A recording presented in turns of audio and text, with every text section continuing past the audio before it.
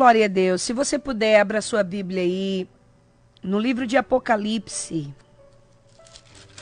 Apocalipse, capítulo de número 2, versículos do 1 ao 7. Deus colocou no meu coração que eu deveria trazer uma série de estudos sobre as cartas que foram escritas para as igrejas da Ásia. Então, você que está aí assistindo ou ouvindo apenas, já fica sabendo, nos próximos dias vamos estar aprendendo o que o Senhor Jesus falou para as igrejas que estavam na Ásia, qual o sentido dessas cartas que o Senhor mandou para as igrejas da Ásia. E nós vamos começar, é claro, pela ordem, capítulo 2 de Apocalipse. A primeira carta foi escrita à igreja de Éfeso. Diz assim o texto sagrado: escreve ao anjo da igreja que está em Éfeso, isto diz aquele que tem na sua destra as 7 estrelas, que anda no meio dos 7 castiçais de ouro.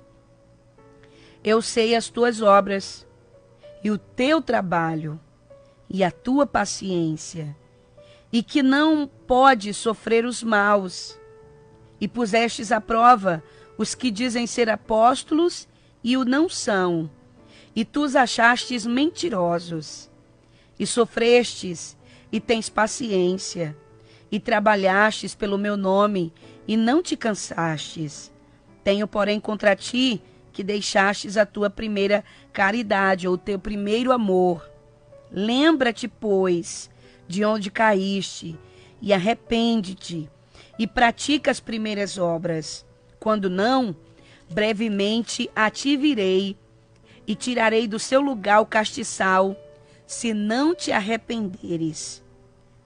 Tens, porém, isso, que aborrecestes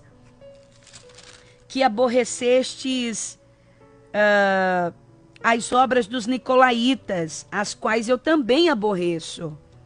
Quem tem ouvidos, ouça o que o Espírito diz às igrejas.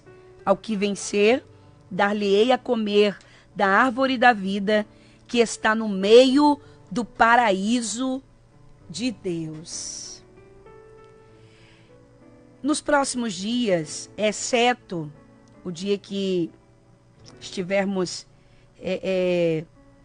com participantes convidados, mas nos próximos dias estaremos falando sequencialmente sobre as cartas escritas às igrejas da Ásia. E eu tenho certeza que Deus irá tratar conosco de maneira especial. Eu tenho certeza que se você colocar no seu coração de aprender junto comigo todos os simbolismos e significados das cartas que o Senhor pediu para o apóstolo João escrever a essas igrejas, você vai crescer muito espiritualmente, eu não tenho dúvida disso. Eu já pude estudar essas cartas algumas vezes e eu cresci muito na presença do Senhor. Então, olhando para esse texto aqui, nós podíamos dizer que essa igreja de Éfeso era a igreja do amor esquecido. Olha aí, a igreja do amor esquecido. E eu começo fazendo um resumo aqui, dizendo a você que nós, como igreja do Senhor, se não voltarmos urgentemente ao primeiro amor, jamais nós viveremos o refrigério de um grande e poderoso avivamento que a igreja do Senhor precisa viver na terra. O texto é bem enfático. O versículo 5, quando destaca, falando que lembra-te, pois, né?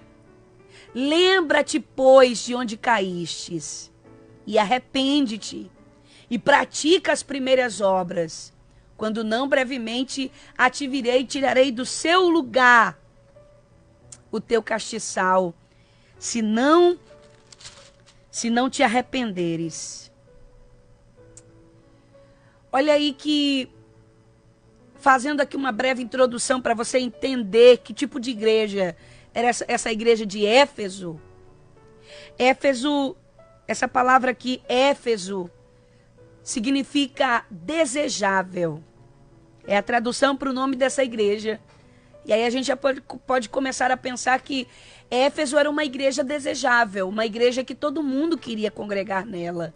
Todo mundo queria fazer parte dela. Todo mundo queria ser membro dela. E aí eu vou trazer aqui alguns detalhes sobre a cidade, a localização de Éfeso, para você entender por quê, né? Éfeso era uma cidade greco-romana da antiguidade, situada na costa oriental da Ásia Menor, província de Esmirna, que hoje é a atual Turquia. E foi por muitos anos a segunda maior cidade do Império Romano, com uma população estimada entre 250 mil habitantes já no século I a.C., o que também fazia dela a segunda maior cidade do mundo naquela época.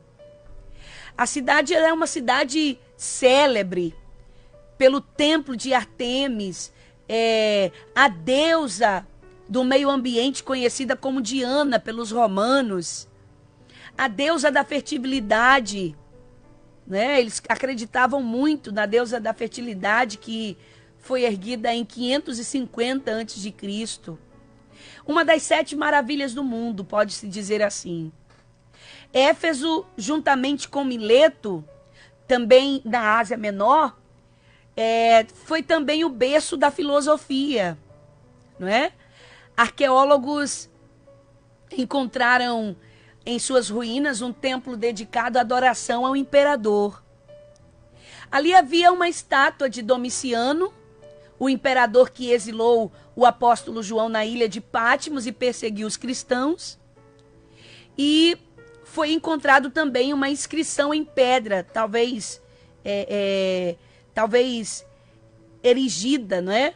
Por ordem do imperador, que premiava Éfeso como a mais ilustre de todas as cidades. Veja que a igreja que se localizava em Éfeso não era qualquer igreja.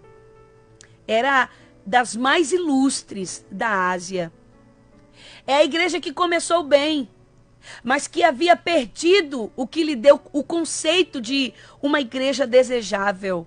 Uma igreja que todo mundo tinha vontade de viver. E qual era esse conceito, irmã Jaqueline?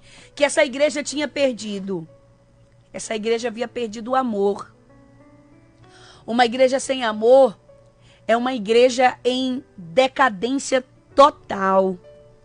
É por isso que na primeira carta aos Coríntios, no capítulo 13, Paulo vai dizer: eu podia falar a língua dos anjos, eu podia ter todos os dons espirituais, mas se eu não tivesse amor, de nada adiantaria. A igreja de Éfeso, ela foi muito bem estabelecida na doutrina apostólica. Em toda a Ásia Menor não havia igreja mais obreira, ou seja, trabalhadora. Não havia igreja mais dinâmica e nem ortodoxa do que a igreja de Éfeso. O seu preparo teológico era tão sólido que o seu pastor, ele havia se capacitado, inclusive, a confrontar os que se diziam apóstolos e não eram, como o texto mesmo vai dizer. Éfeso era a igreja apologética, não é? Aquela igreja que havia se preparado que significa parte da teologia, que ensina a defender a religião contra os seus detratores, ou seja, era aquela igreja preparada para defender a sua fé de forma excelente. Éfeso também se destacava pelo seu testemunho, pelo seu esforço, né? Pelo labor, eu posso dizer de uma maneira mais clara, pela sua dedicação, pelo seu ímpeto em relação à expansão do reino de Deus. Até Paulo ensinou a palavra de Deus ali durante 3 anos. É o que a gente pode comprovar no capítulo 20 do livro dos Atos dos Apóstolos. E todos os ensinos básicos foram ministrados à igreja de Éfeso através do apóstolo Paulo. E aí, o apóstolo Paulo até vai dizer que jamais ele deixou de anunciar toda a vontade de Deus para aquela igreja. E pelo teor e conteúdo da epístola de Paulo aos Efésios, a gente observa que aquela igreja era uma igreja espiritual. Só que uma coisa eu preciso salientar para você e você precisa saber. É que o juízo, preste atenção, é que o juízo de Deus, ele irá começar pela própria casa de Deus. O juízo de Deus irá começar pela própria casa de Deus. E por isso Éfeso foi uma das primeiras igrejas que foram advertidas pelo Senhor Jesus. Ela foi a igreja que João pastoreava quando foi desterrado para a solitária ilha de Patmos. Segundo a tradição cristã dos primeiros séculos e de onde talvez tenha sido escrito o Evangelho segundo escreveu João. E aí deixa eu traçar mais alguns dados, algumas características aqui da igreja de Éfeso para a gente chegar aonde Deus quer falar ao nosso coração. Observe que o Evangelho, ele chegou a Éfeso e a mais notada metrópole da Ásia Menor durante a segunda viagem missionária de Paulo. Paulo já havia estado em Éfeso antes, e quando ele ministrou lá pela primeira vez no inverno, foi em 55 depois de Cristo. E nessa terceira visita às igrejas da Galácia, ele permaneceu ministrando em Éfeso por mais ou menos 2 anos, completando assim os 3 anos que Paulo passou ensinando esta igreja. E aí ele criou laços profundos com aquela igreja, com aqueles irmãos, com aquele povo. Fato esse percebido na mensagem de despedida de Paulo para eles, uma das passagens mais emocionantes da Bíblia Sagrada, que está registrada lá no capítulo 20 de Atos. E durante essa viagem, Paulo também conseguiu escrever a primeira carta aos Coríntios, em Éfeso, a segunda carta na Macedônia e conseguiu escrever o livro de Romanos lá em Corinto. Presta atenção para você não perder o fio da meada. E aí a gente vai ver como essa igreja de Éfeso era uma igreja sólida. Paulo afirma que esteve lá durante 3 anos, em Atos capítulo 20, verso de número 31. E ali ele estava admoestando a cada crente daquela igreja, ensinando, exortando, doutrinando, ensinando inclusive que o objetivo magnífico está na publicação do compromisso de Jesus, de construir uma igreja gloriosa, uma igreja madura, de um ministério sem mancha, sem mácula, sem rugas. Aqueles crentes receberam a revelação do ministério da igreja, como nenhuma outra comunidade da época. Durante esse tempo, Paulo expôs, né? Paulo deixou claro para essa igreja tudo aquilo que Deus havia lhe dito, lhe orientado e lhe mostrado. E aí eu posso dizer para você, será que essa igreja podia ter tido um curso bíblico mais completo do que esse? E a epístola que o apóstolo Paulo lhes enviou, será que podia ser mais completa? Porque você vai lá ler a carta de Éfeso, a carta que Paulo escreveu aos Efésios, e aí você vai ver quantos ensinamentos nós recebemos através dessa carta de Efésios. Aqueles cristãos, podíamos dizer assim, que eles se tornaram doutores na palavra de Deus, com o ensinamento que Paulo levava para eles. Essa igreja também era uma igreja que tinha ministros excelentes, tinha obreiros excelentes. Não era só Paulo. Além de Paulo, a igreja de Éfeso foi pastoreada também por Timóteo, por Tíquico, um dos 70 discípulos, companheiro de Paulo em sua terceira viagem missionária. A fundação do pastor, entenda, a fundação, aliás, a função do pastor, a função principal de qualquer pastor é de instruir o povo na palavra de Deus. Você compreende isso, né? E essa igreja, ela teve o privilégio de possuir obreiros de calibre, do calibre de Paulo, de Apolo. Contou com cristãos ilustres, servos de Deus ilustres, como Priscila e Áquila, que muito contribuíram para o crescimento da igreja. Os seus primeiros anos foram marcados por milagres e um grande crescimento do evangelho. Para você ter noção de que igreja nós estamos falando. Ainda contou com Timóteo, com Tíquico, com João, o discípulo amado de Jesus. Os obreiros que por lá passaram eram de grande excelência, sabe? Era aquele tipo de obreiro que toda igreja gostaria de ter. Que exemplo de excelência doutrinária essa igreja tinha. O pastor não deve... a gente, quando pensa em igreja, a gente pensa que... Ou a gente tem certeza que o pastor, ele não deve falar ou ensinar suas próprias filosofias. Púlpito de igreja não é para pastor ensinar suas próprias filosofias. Púlpito de igreja não é lugar de o pastor colocar as suas axiologias. Púlpito de igreja não é lugar para pastor estar desabafando, falando da vida dele ou querendo lançar indiretas para quem quer que seja, que esteja na plateia escutando. Não. Essa igreja de Éfeso, ela não era assim. E é por isso que era tida como uma igreja excelente, né? Excelente. Quando a gente observa o histórico de Éfeso, nós vamos ver que eles tinham uma excelente liderança eclesiástica. O que esse mensageiro ou pastor, líder local, né, tem uma responsabilidade muito séria diante de Deus. E assim eram os líderes de Éfeso. Eles entendiam essa responsabilidade. E aí, trazendo para os nossos dias. Infelizmente, muitos estão na liderança de igrejas, mas não entendem que vão prestar contas diante de Deus por qualquer que seja o ensinamento que tenha dado às suas ovelhas. Eu espero muito em Deus e tenho orado para que Deus possa suprir a igreja brasileira com homens fiéis à palavra, como aqueles que lideravam a igreja de Éfeso no princípio.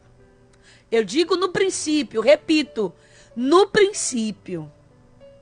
Por que no princípio, irmã Jaqueline? E aí nós vamos ver quais são os problemas que surgem na igreja de Éfeso. E é por isso que Jesus mandou o apóstolo João escrever, enviar essa carta, trazendo para essa igreja sérias advertências, não é? A queixa do Senhor contra essa igreja foi o abandono do primeiro amor. A vitalidade espiritual que surge do amor pelo Senhor e que eles possuíam foi se degenerando, foi se acabando, foi se desfazendo e virando apenas uma como é que eu posso dizer? Uma rotina ortodoxa, ou seja, eles viviam apenas agora a religiosidade. Eram poderosos nas escrituras, mas haviam se tornado atrofiados na prática do amor. E aí, trazendo para os nossos dias, eu quero lembrar a você que Cristo exige de cada igreja devoção total e rejeita aqueles membros indiferentes e desanimados, né? Ele exige de cada igreja devoção total e rejeita aqueles membros que são indiferentes. A vida cristã exige comprometimento tanto emocional quanto intelectual com Cristo. o evitar a indiferença, a exortação a manter o zelo pelo Senhor. É o que o próprio Jesus ensina-nos com o homem que edificou a sua casa na rocha, aquele que é ouvinte, mas ele não pratica a palavra, logo vem a água, a enchente, os ventos e derrubam aquela casa. Jesus ensinou que não devemos apenas ouvir, mas também praticar a sua palavra. Este é o grande desafio de praxe da vida cristã. Ouvir, aprender e agir segundo aquilo que aprendeu. Sabe? Ortodoxia sem ortodoxia é incompatível com o ensinamento das Escrituras. Você aprender e não praticar o que você aprendeu. E o Senhor Jesus exorta a igreja de Éfeso a voltar ao primeiro amor. Nós temos ouvido frases do tipo: esse irmão está no fogo do primeiro amor. Você já ouviu essa frase? Ou, isso é coisa de quem está no primeiro amor, de quem está engatinhando. E na maioria das vezes nós não entendemos o que é esse primeiro amor. Por exemplo, pelo exemplo de Éfeso, nós vemos que quem perdeu o primeiro amor na sua vida cristã está fora dos parâmetros de Deus. O fogo, pois, sobre o altar, como diz a palavra, deve arder continuamente e nunca se apagar. O crente deve ser constante em seu zelo pelo Senhor, em seu zelo pelo reino de Deus, em seu zelo pela obra do Senhor. E quando a gente faz aquele culto indiferente, de qualquer jeito, ele é desprezível aos olhos de Deus. Quando a nossa vida, na presença do Senhor, a nossa vida como cristãos, ela é levada de qualquer jeito, esse tipo de adoração é rejeitado por Deus. Aquele fogo do primeiro amor, do primeiro encontro com Deus, tem que durar a nossa vida inteira. Não tem que ser coisa apenas de novo convertido. Tem que durar a vida inteira. Um certo pastor chamado Emílio Conde, ele escreveu em seu livro Igreja Sem Brilho, sabe? Esse é o título do livro do pastor Emílio Conde, Igrejas Sem Brilho. E ele escreveu o seguinte: a igreja deve ser um caudal de vibração e entusiasmo espiritual manifesto nas suas atividades evangelizadoras. Na igreja não deve faltar o fator altamente poderoso que impulsiona para o êxito de todos os empreendimentos. O que esse pastor estava dizendo é que a igreja deve vibrar de amor. O que leva a igreja a evangelizar, o que leva a igreja a ir atrás dos perdidos, o que leva a igreja a ir atrás dos feridos, o que leva a igreja a ir atrás dos caídos, o que leva a igreja a ir atrás dos sem Deus, é justamente essa vibração do amor às almas, ou do primeiro amor, ou do amor a Deus. Mas o que parece é que muitos hoje estão sofrendo a amnésia do amor, como aconteceu na igreja de Éfeso. Sendo o primeiro amor tão sublime, inefável. Será que a gente pode se deixar esquecer o amor? Eu lembro a você que a cidade de Éfeso era como que o centro mundial do paganismo. Ali havia uma das 7 maravilhas do velho mundo. O templo da deusa Artemis, ou Diana, como você queira, local de intensa idolatria, onde floresciam a prostituição, as bebedeiras e as orgias. No templo, criminosos achavam asilos. Era um céu para o perverso, com suas prostitutas, eunucos, dançarinas, cantores. Era o esgoto da iniquidade. Eu sei, meu irmão, que não é fácil desempenhar uma missão nas portas do inferno. Para esta igreja localizada em meio a tamanha idolatria e imoralidade, foi normal o seu desenvolvimento com a ortodoxia, o zelo pelo conjunto das doutrinas que vinham das escrituras e tidas como verdadeiras, de conformidade com a ministração da liderança comprometida com a verdade. Também era um fato que o exercício prático não pode ser esquecido. Embora o ambiente fosse desfavorável, eles não podiam permanecer atrofiados na prática do amor.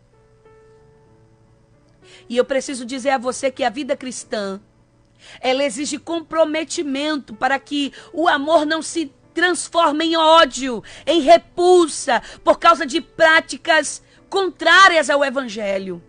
Mas o fervor espiritual, ele deve continuar ardendo até que todos sejam alcançados com a pregação da mensagem do evangelho.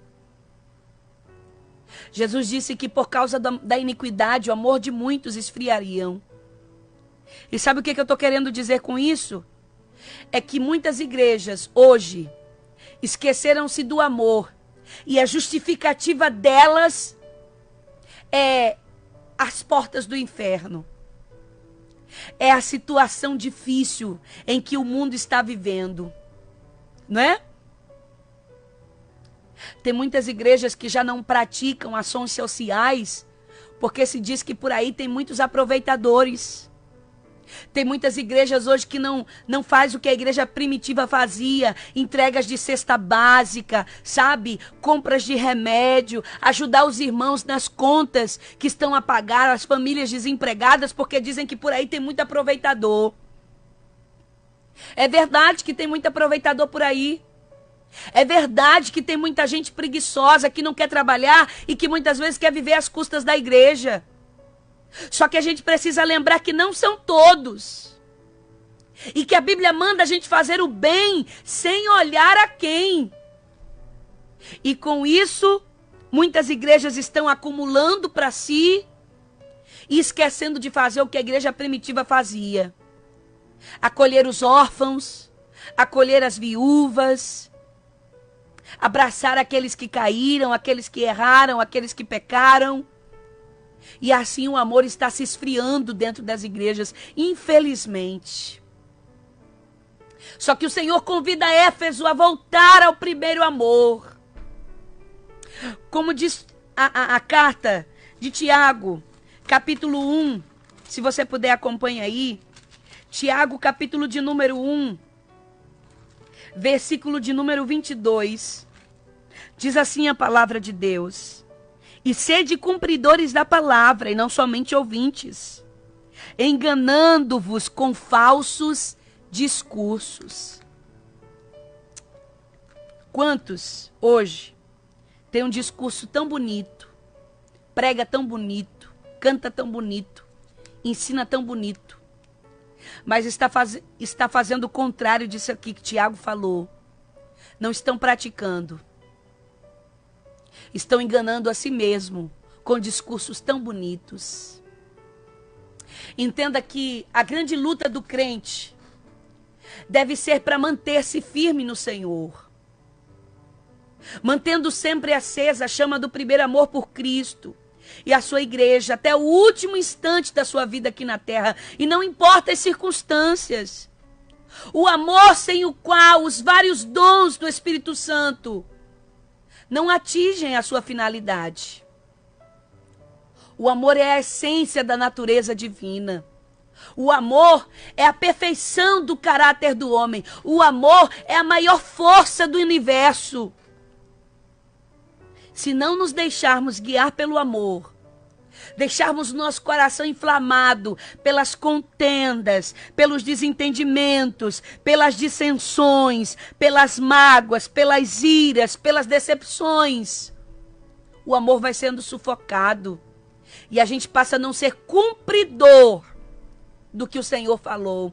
É por isso que na primeira carta de João, capítulo 4, se não estou enganada, versículos 7 e 8, João vai dizer assim: amados, vamos amar uns aos outros, porque o amor vem de Deus.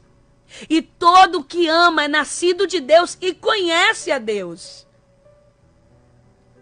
Se não amas, você não conhece a Deus, porque Deus é amor. Aquele que diz que conhece a Deus e não ama, ele é mentiroso, porque Deus é amor. Aleluia. Observemos aqui também, conforme o relato do Senhor Jesus, através do apóstolo João, que essa igreja era uma igreja rica em obras. Porque às vezes a gente olha para uma determinada igreja e diz assim, mas aquela igreja ganha tantas vidas para Jesus. Aquela igreja é uma igreja atuante. Aquela igreja é uma igreja que tem obras, é uma igreja que tem trabalho. É uma igreja que a gente observa que ela vive realizando eventos, congressos, movimentações, não é? Às vezes a gente não diz assim, não é? Só que tem muita igreja rica em obras que não está cheia de amor. Faz obras, realiza obras, por qualquer que seja motivo, menos por amor. Ô, irmã Jaqueline, isso é possível acontecer? É possível. O próprio Jesus vai dizer que a igreja de Éfeso era uma igreja rica em obras, mas havia perdido o seu primeiro amor. Aqueles irmãos tiveram um início glorioso em sua experiência com Deus. A epístola de Paulo aos Efésios, inclusive, dá a entender que aquela igreja não era problemática como a igreja de Coríntios, por exemplo. No princípio, os Éfesos se destacavam pela elevada espiritualidade que eles tinham. Só que o tempo passou e isso mudou. Aparentemente tudo estava como antes. As obras continuavam a todo vapor. O trabalho continuava a todo vapor. Aquela comunidade era muito ativa e trabalhadora, só que, entretanto, a essência estava comprometida. Havia muito trabalho e pouco amor. Muita atividade humana e pouca unção do Espírito Santo. Eu preciso lembrar a você que as obras são importantes, sim. Porque naquele dia o Senhor vai pedir para a gente apresentar as mãos da gente. E elas não devem estar vazias, tem que ter trabalho para o Senhor. Mas nós precisamos lembrar que as obras da gente não salvam. As nossas obras não podem nos salvar. Amar é a mais elevada de todas as obras que o ser humano deve praticar, deve fazer. É fácil amar, irmã Jaqueline? Não. É fácil amar quem me aborrece? Não. É fácil amar quem me persegue? Não. É fácil amar quem fala de mim? Não. É fácil amar quem vive me apunhalando pelas costas? Não. Mas a gente precisa aprender a exercitar o amor. Não há obra tão elevada como amar a Deus. Não. Por isso que o Senhor disse nos mandamentos que entregou a Moisés: amarás, pois, o Senhor teu Deus de todo o teu coração, de toda a tua alma, de todo o teu entendimento. O que é o primeiro amor? Você pode estar se perguntando. O que é o primeiro amor? Amor profundo por Jesus. Amor profundo pela Bíblia. Amor profundo pela igreja. Amor e comunhão sincera com os irmãos. Dedicação sincera a Cristo, dedicação sincera à sua obra, prazer em servir, consagração total. Tem muitas igrejas hoje que têm obras, que trabalham a todo vapor, abrindo não sei quantos mil templos por aí. É uma igreja batendo na outra. E alguns até se gloriam se dizendo: é a maior do estado, é a maior do país, é a mais popular, é a mais não sei o quê. Né? Tem muitos... Um dia eu fui conversar com um certo crente e eu disse assim para ele: Tem tantos membros saindo de determinada igreja porque não concordam com algumas imposições, com algumas doutrinas. Aí a pessoa disse assim: a gente não tá nem aí para quem tá saindo, até hoje é a que mais cresce. Quer dizer, o mesmo esforço que faz para ganhar, faz o esforço dobrado para perder.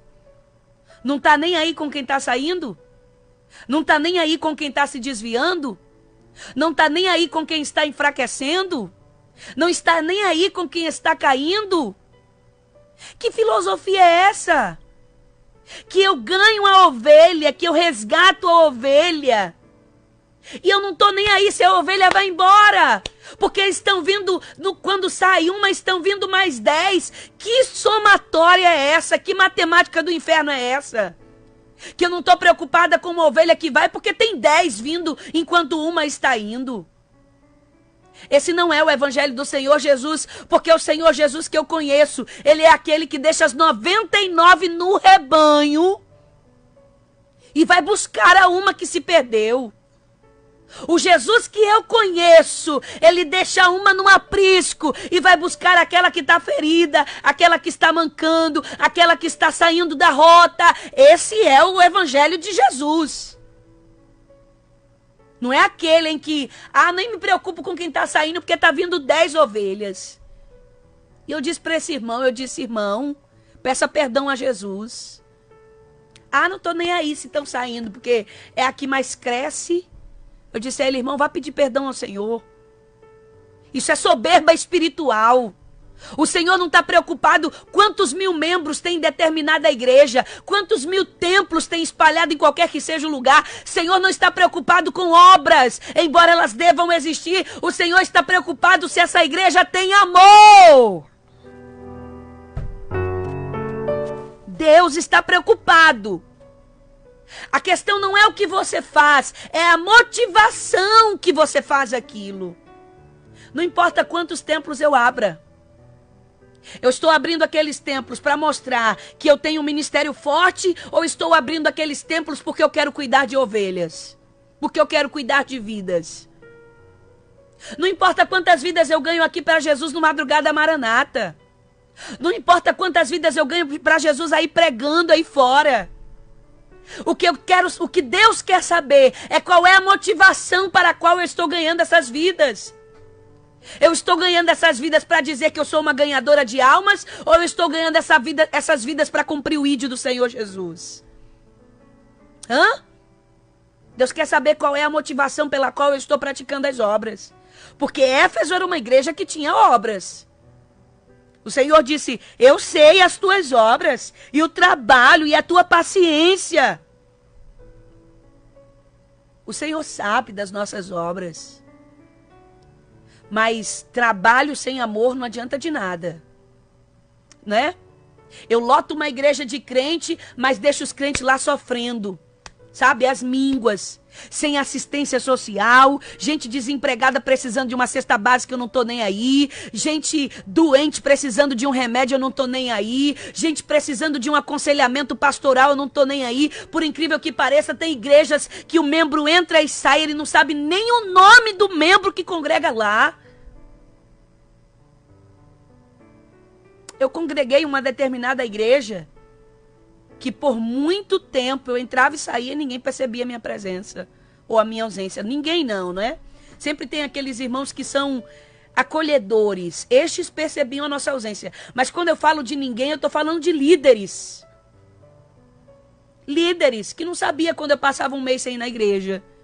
Que não sabia quando eu estava faltando aos principais cultos. Aí eu pergunto: para que lotar igrejas se o amor não é capaz de abraçar essas vidas que estão lá? Para quê? Para que lotar igrejas?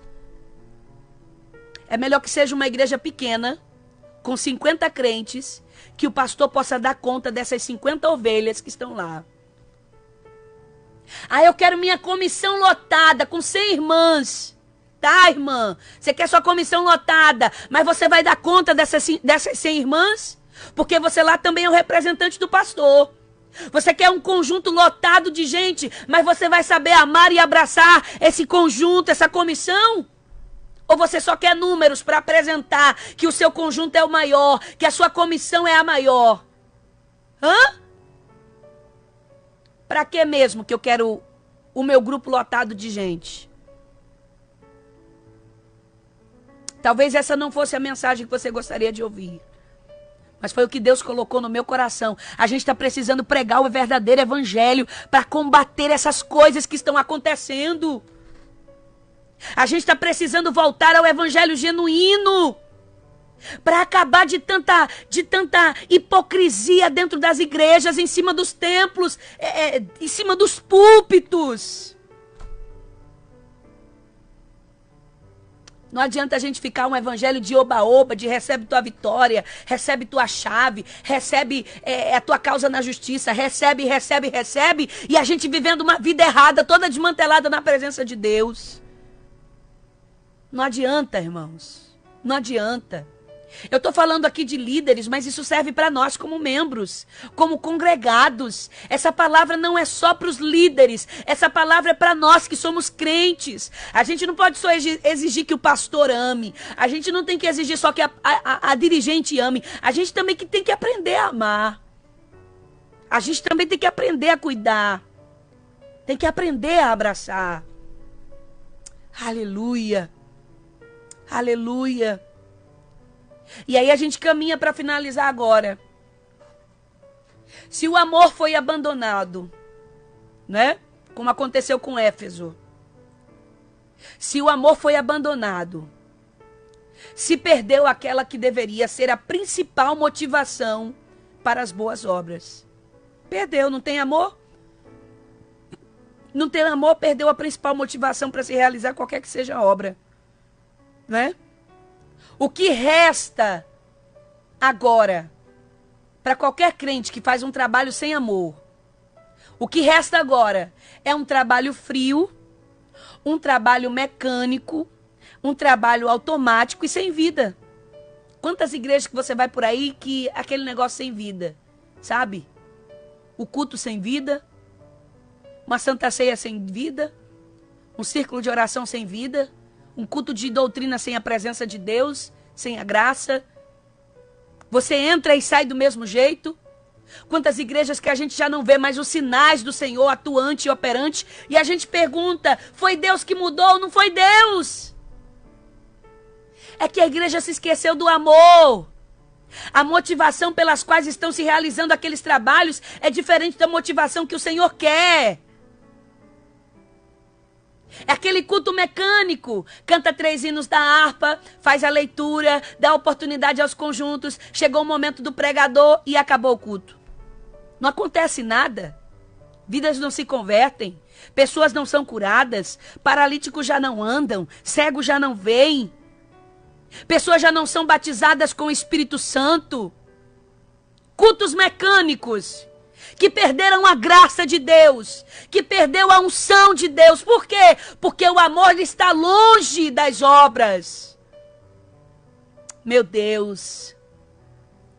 Parece que os efésios se tornaram negligentes em relação aos princípios fundamentais do cristianismo. Estavam caminhando, mas algo se perdeu no meio do caminho. O primeiro amor, o fervor espiritual, a intimidade com Deus. Pecados foram cometidos e esquecidos, sem serem perdoados. E é por isso que o Senhor vai dizer aqui, ó: lembra-te, pois, de onde caístes, e arrepende-te, e pratica as primeiras obras. Se isso não acontecer, brevemente eu virei contra ti, e tirarei você do seu lugar, e tirarei do seu lugar o teu castiçal, se não te arrependeres. Lembra-se, Éfesos, de onde vocês caíram. A Bíblia nos exorta a lembrar-nos, sabe? A nos lembrarmos de Deus, porque Ele jamais se esquece de nós. O cristão, infelizmente, ele corre o risco de se esquecer daquele que se esquece somente dos nossos pecados. Nas cartas às 7 igrejas da Ásia, fica claro que Jesus examina a sua igreja. Só que a Bíblia também nos lembra que cada um de nós precisamos ter o cuidado de examinarmos a nós mesmos sobre a luz da palavra de Deus para que nós possamos verificar a nossa real condição espiritual. Lembra-te de onde caístes. Muitas vezes a gente só quer vitória, vitória, vitória, bênção, bênção, bênção, mas a gente não se lembra de onde a gente caiu. A gente não se lembra dos nossos erros, não nos lembramos da nossa queda. A igreja não se arrepende se cada membro não se arrepender. Você entendeu? A igreja não se arrepende se cada membro não se arrepender, pois o resultado coletivo é fruto das iniciativas individuais. Uma igreja só se torna sadia, uma igreja só se torna triunfante e vitoriosa quando cada crente individualmente reconhece as suas fraquezas, as suas falhas e volta ao primeiro amor. Aí a igreja se torna uma igreja sadia. Onde você vai, se sente a presença de Deus. Aonde você vai, Deus encontra ali a liberdade do Espírito para atuação e operação de maravilhas. O Senhor estava convidando Éfeso a voltar à prática das primeiras obras. Não podemos nos esquecer que Jesus, ele tem um remédio para a perda do primeiro amor. O filho pródigo também refletiu sobre a sua vida e se lembrou da casa do pai. Oh, aleluia! Arrepende-te. Arrependimento verdadeiro envolve intelecto, sentimento, vontade. O arrependimento de Judas foi apenas emocional. Infelizmente, muitos pensam em estratégias de crescimentos inovadoras. Sabe? Hoje encontramos muitos líderes queimando as pestanas, procurando estratégias mirabolantes para a igreja crescer, se encher de membros. Mas se esquecem que o avivamento começa com a reconquista do que foi perdido. O avivamento, ele começa quando a igreja se arrepende de onde errou. Meu Deus. Por isso que Jesus disse assim: se isso não acontecer, eu virei contra vocês. Ou seja, se permanecerdes na condição de desobedientes a Deus, isso resultará na perda da nossa posição em Cristo. E eu finalizo dizendo: nós precisamos também amar a vinda do Senhor. Nós cremos que a segunda vinda de Cristo é a bendita esperança da igreja, o grande ponto culminante do evangelho. A vinda do Salvador será literal, pessoal e universal e visível. Quando ele voltar, entenda isso, quando ele voltar, os justos falecidos serão ressuscitados primeiro. E juntamente com os justos que estiverem vivos, eles serão glorificados e levados ao céu para estar junto com o Senhor para sempre. Nós não podemos nos esquecer da vinda do Senhor. Devemos esperar com fé, sabe? Devemos esperar com fé. E eu concluo aqui dizendo a você que a essência da vida cristã está exatamente na experiência do primeiro amor. Quando esse primeiro amor começa a se transformar numa rotina diária na nossa vida, é um sinal de alerta de que a verdadeira experiência cristã está se esfriando.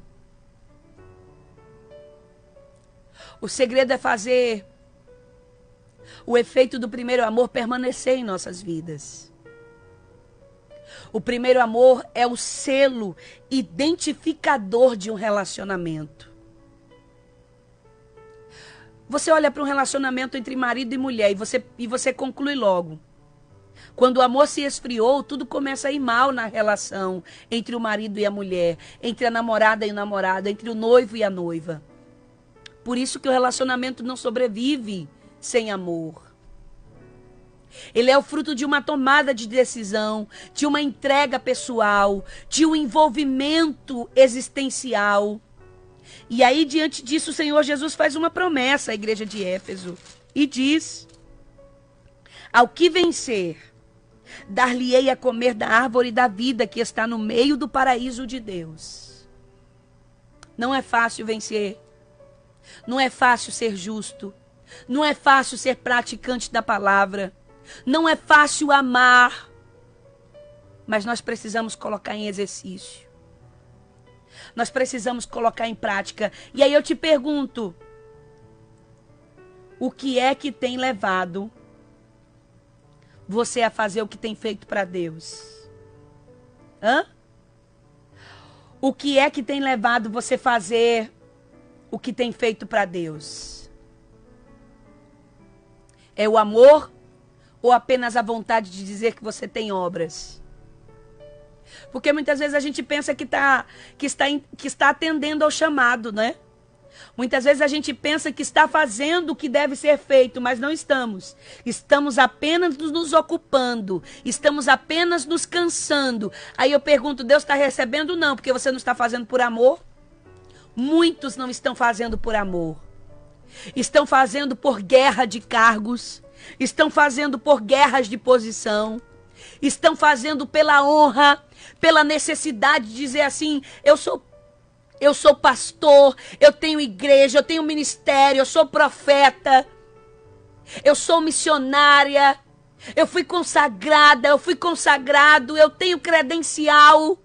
Não está fazendo por amor.